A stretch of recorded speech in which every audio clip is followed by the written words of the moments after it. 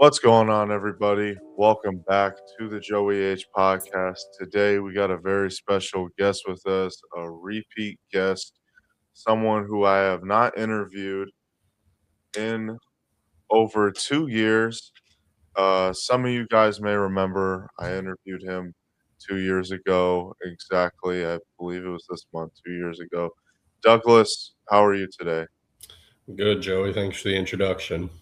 No problem, man. No problem. So, quick recap, for some of the people that were not, uh, that do not know who Douglas is.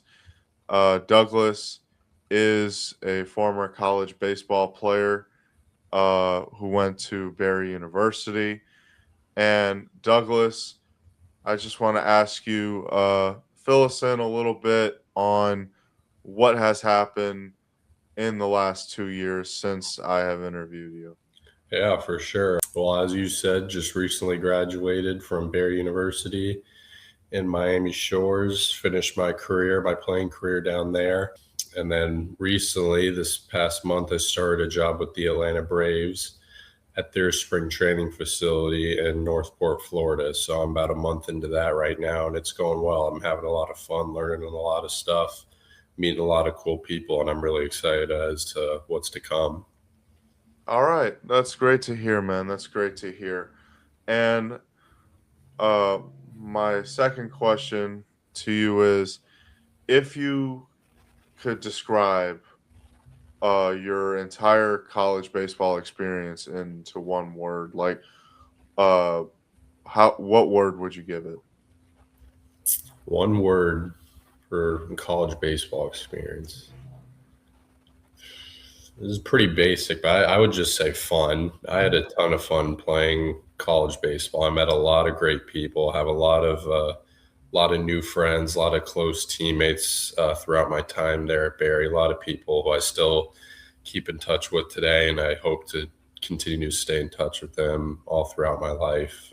I had fun. I mean, going back to freshman year, around the time of our last interview, that super regional run, I tell people was the most fun I've ever had playing baseball. So that'd be one word. I know it's pretty basic and kind of childish, but it sums it all up for sure. No, no, that's awesome, man. That really is awesome. And I do have to ask you, while we're on the subject of your uh baseball career, I do have to ask you, what did baseball teach you that still shows up in your everyday life? Definitely hard work. I pride myself in being a hard worker. Coaches have told me time and time again how strong my work ethic is at all levels throughout my playing career. And as I'm starting my professional career now on the other side of baseball, post playing, I hope to continue to exemplify that trait that I've been very proud of and something I've developed for years now. So definitely hard work all throughout my career, playing career, now post career. That's great, man. That's great. And I do have to ask you, so as you mentioned, you are a part of the Atlanta Braves spring training facility in Northport. So what what drew you towards them? Uh what is exactly your job there, and what do you look to accomplish while you're there? For sure, for sure. Guess I'll start with what drew me to the Braves. Obviously, being local, they're practically right in my backyard, 5 minutes from the house. So they moved into the area in 2019. First game was at the end of spring training in 2019, and ever since then, I mean, I've been going to as many games as I can, and coming back home now, being local to the area was huge for me. At least starting out my career. So spend a little time with family after college, stay local for a little bit. In terms of what I do right now, it's a lot of getting ready for I guess starting to show up today, pitchers and catchers. Other than that, yeah, just making sure the facility's up to par, top to bottom, just everything's running smoothly. Facilities are clean, like everything's set up, ready to go for our first game, which is going to be February 22nd here coming up. And then for long-term plans, I'd like to, if I could stay with the Braves, that'd be great. If not, oh well, but I would like to stay in professional baseball, Major League Baseball. Hopefully transition into a front office role one day, something in the analytical department, player development, baseball operations. I'm open to any and anything and everything, really. So, yeah, just look to continue to grow, meet as many people as I can, continue to network, and see where it goes at the end of spring training and end of the 2026 season, and go from there. That's awesome, man. That's great.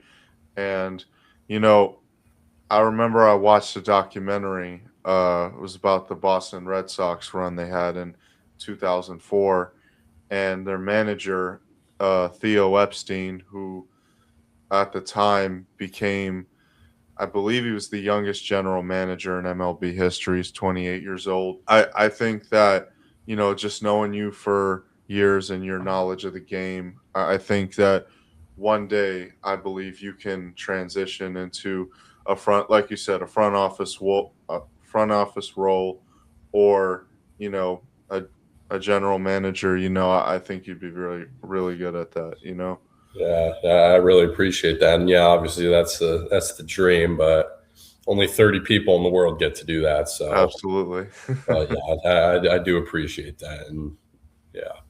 Yeah, no problem, man. No problem. And I know that your father, growing up, because for some of the people that do not know, my father worked for the Florida Marlins growing up, but your father as well was the dentist for the Tampa Bay Rays. So, what we didn't touch on in the last interview is, you know, your father doing that line of work. So, let me ask you this, like, did you get to meet a lot of the Tampa Bay Rays players? And if you did, like, what was that like seeing them growing up, and what motivation did it give you?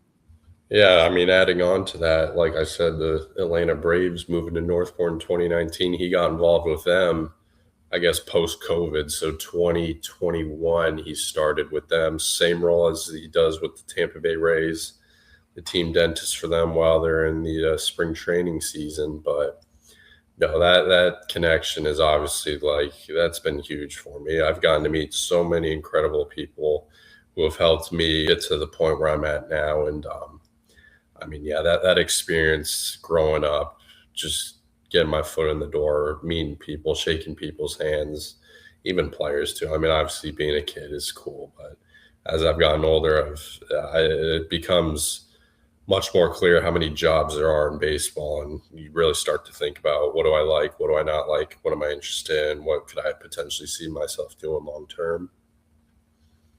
I got you. I got you, man. Fun fact about the Atlanta Braves. I was at a Marlins game a little over a decade ago, and I did catch a foul ball off a Braves player, and that Braves player was the legendary Chipper Jones. And I do have to ask you, have you met Chipper yet? Have Yeah, I you met haven't him? met Chipper. Yeah, I know he's around the facility as a hitting coach. I put hitting coach in quotes, but I think he shows up when Chipper wants to show up. And I haven't been able to meet him, but hopefully one day here soon.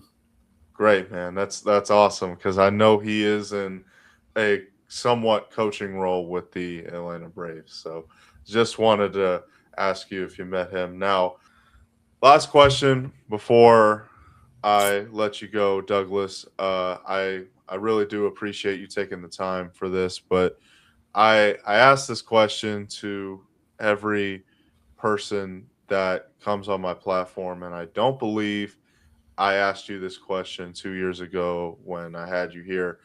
So let me ask you this, and this question is a really open ended. I get a lot of different answers to this question. So let me ask you, what motivates you? It's a good question. It's a thinker for sure. I would say success. I define success as the achievement of, like, a goal or a set of plans that you set out to do.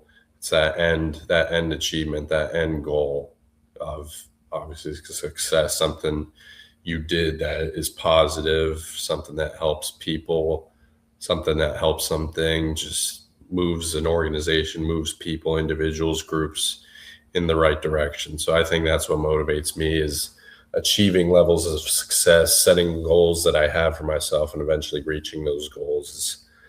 Yeah, like I said, I mean, the long-term goals, I mean, at the end of spring training, at the end of the 2026 season and beyond, obviously just keep progressing in my career and see where this can take me. Hopefully, as far as I can imagine, and even further. Hopefully, one day. So we'll see here. All right, and well, I do apologize. There was one more question I do have to ask you. So, going into your college career, you being who you are today, what would you tell that version of yourself heading down to Miami to play for Barry? And what advice would you give to college athletes that are coming out of high school? Big thing for me was time management. You really, I mean, high school athletes have no prior experience. Obviously, you're student athletes, but you get to go home to home cooked meals. Maybe mom does laundry at home, whatever the case may be. But I mean, obviously, going away to school just as a student's hard enough, but playing a sport as well is just a whole nother level to it. So time management is crucial. If you can start your senior year of high school, that'd be that'd be huge throughout your season. And I mean, yeah, it's something that's very hard to prepare for. And I think I developed that skill very well early on in my college career, which led to good grades in the classroom and being able to balance that. Playing baseball, great thing to put on the resume, what have you. But yeah, time management for sure is a crucial skill that any college freshman should be prepared to take up shortly after they step foot on campus. All right, man. Well, Douglas, thank you so much for taking the time out of your day again. I really do appreciate it. I know you're busy nowadays, so again, I really do appreciate uh, you know, you doing this. We've known each other for a really long time, and I appreciate you supporting my platform. Guys, you can find Douglas's Instagram in the description. Uh, don't forget to like and subscribe, guys. Douglas, thank you again, and have a great day, everyone. Peace out.